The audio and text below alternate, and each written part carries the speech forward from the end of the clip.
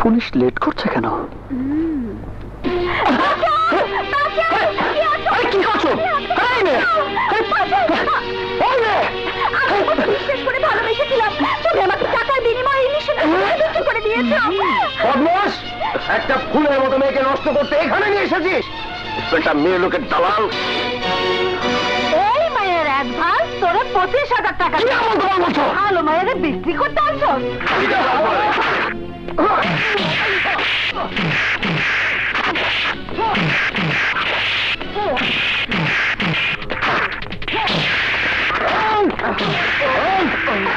কি হয়েছে? স্যার আমাকে বাঁচান, এই সুলতান আমাকে ওদের কাছে বিক্রি করে দিয়েছে। ভয় নেই, নারী নির্যাতন মামলা। দাস, 2 নম্বরই ব্যবসা করি ঠিকই, কিন্তু ভালো খারাপ করি না। অফিসার, সব সাজানো নাটক। ওরা সব সন্ত্রাসী, ওদের নামে পুলিশি ওয়ারেন্ট আছে। আপনি সব জানেন, আমি আপনাকে সব জানিয়েছি। ওদের গ্রেফতার করুন। রাখুন আপনার কথা। একজন সাংবাদিক হয়ে নারী ব্যবসা করেন, একটি ভালো ঘরের মেয়েকে বিক্রি করতে এখানে নিয়ে এসেছেন? জি জি জি জি জি, আমি তো ভাবতেই পারি না। এই অফিসার, ভুলে যাবেন না, পুলিশ জনগণের রক্ষক। এই দেশটা আপনার আমার সকলের। এই বেটা, নারী ব্যবসা করে নিতে শিখেছিস?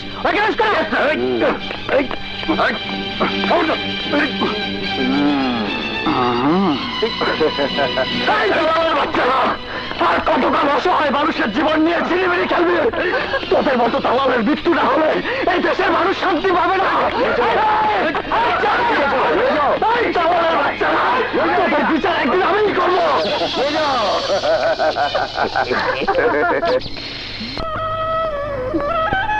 সুলতান,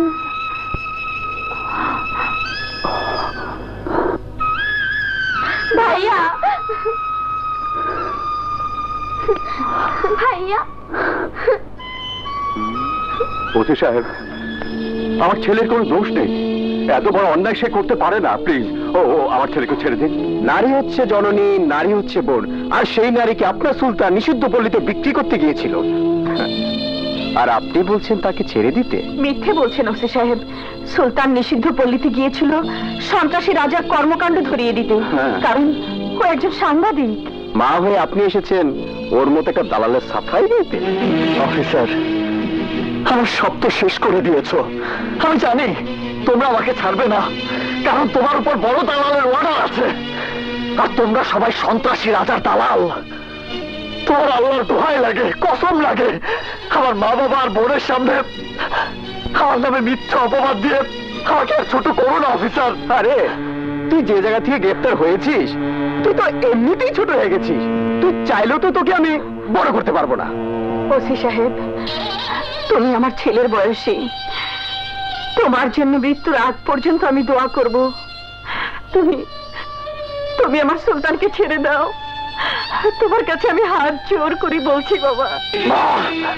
ওদের কাছে শুধু শুধু হাত জোর করে ক্ষমা চেয়েও না, ওরা ভালো মানুষ না, ওরা দালাল, ওরা বাজে লোক।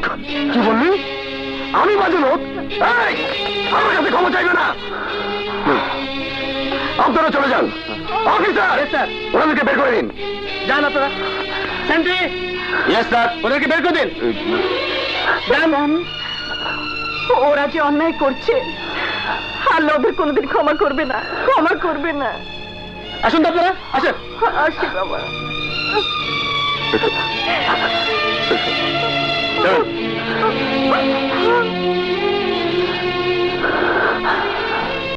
সুলতান নামে এক তরুণ সাংবাদিক নারী ব্যবসার সাথে জড়িত। ঠিক আছে। নিষিদ্ধ পল্লীতে এক তরুণীকে বিক্রি করতে গিয়ে ধরা পড়েছে। পুলিশ অবশ্য মেয়েটিকে উদ্ধার করেছে। স্যার, এই সমস্ত আসামিদের হাত পা পিটিয়ে ভেঙে দেওয়া উচিত। সুলতান, সুলতান, সুলতান, শেষ পর্যন্ত তুমি নারী ব্যবসায় নেমেছিলে? লজ্জা করলো না তোমার? তুমি আমার বান্ধবীকে ওই নিষিদ্ধ পল্লীতে বিক্রি করতে চাইছিলে। মুখ লুকিয়ে লাভ নেই সুলতান, তোমার আসল চরিত্র আমি জেনে গেছি।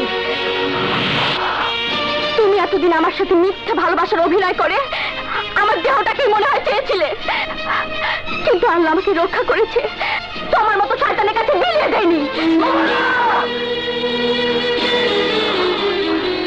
মানুষকে ফাঁসিয়ে দেয়া মিথ্যা অপবাদ দিয়ে প্রতারণা করা তোমাদের রক্তের দোষ। খবরদার সুলতান, আমার রক্ত নিয়ে কোনো কথা বলবে না। বলবো, অবশ্যই বলবো। তোমার বাবা একটা মানুষ রূপে শয়তান। আমার বাবা ওই ওসির সাথে চোখ দিয়ে সন্ত্রাসী রাজার কথা মতো চক্রান্ত করে আমাকে গ্রেফতার করিয়েছে। আজ আমাকে তোমার বাবা যে মামলায় ফাঁসিয়েছে, সেটাও ছিল তোমার ওই অসভ্য বান্ধবীর সাজানো নাটক। মোটেই নাটক নয়। আমার বাবা এই মামলা সম্বন্ধে কিচ্ছু জানে না। তুমি মিথ্যে দোষারোপ করছো। আসলে আসলে তুমি একটা প্রতারক। তুমি এখান থেকে চলে যাও। আমার কথা চিরদিনের জন্য ভুলে যাও।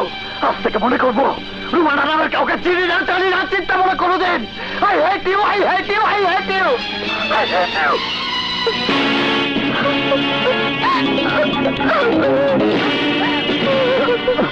Madam, madam, easy easy easy.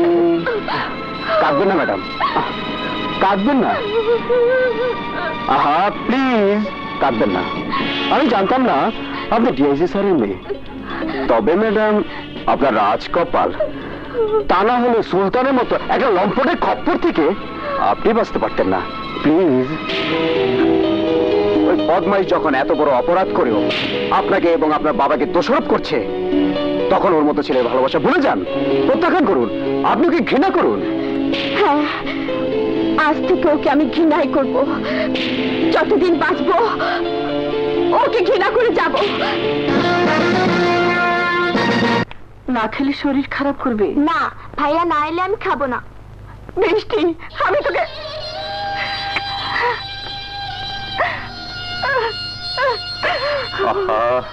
এভাবে কান্নাকাটি করলে অসুস্থ হয়ে যাবে। সবই হচ্ছে কপাল, বুঝলে সুলতানের মা। যা হয় হবে, সবকিছু আমি আল্লাহর হাতে ছেড়ে দিয়েছি।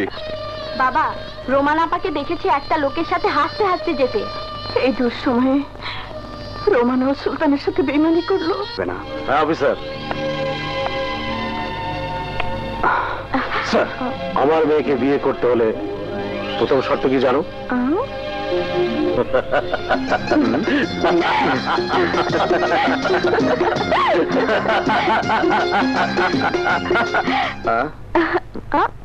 ভালো ছেলে পাইয়ে দেওয়ার জন্য তোমাকে অনেক ধন্যবাদ।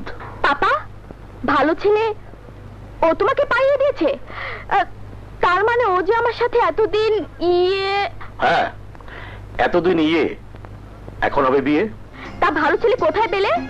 এই যে তোর সামনে দাঁড়িয়ে আছে। Oh papa, I love you, you are the best পাপা।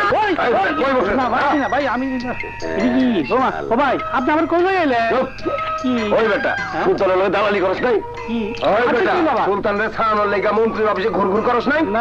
ওই শালায় বহুত বড় টাউট, টাকা ছাড়া পাড়ায় আইছে, আবার যাবার সময় ফুলমতির ব্যাগটাও লয়ে গেছে। তবা তবা, কম কি আমাকে উনার মতো ভদ্রলোকের সামনে নিজে কথা কেন না? আরে চুপ! এই শালারা মাগুর মাঝে মধ্যে ফালা তো।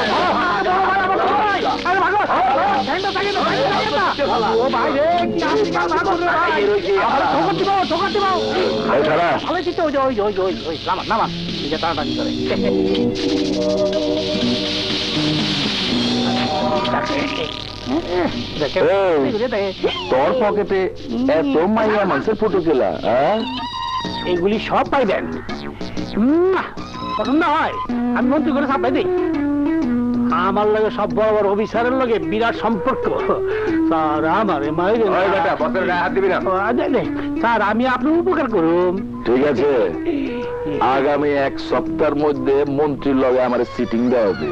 এই দেখুন তো, এই যে কোনো ব্যাপারই স্যার, মন্ত্রী আমার কথা কানে শুনে, তাও দুনো কানে। কথা উনলে বালা, আর তারা হইলে ডিএজির মাইয়ার বিয়ার মধ্যে মন্ত্রীরে আমরা খাল্লাস করে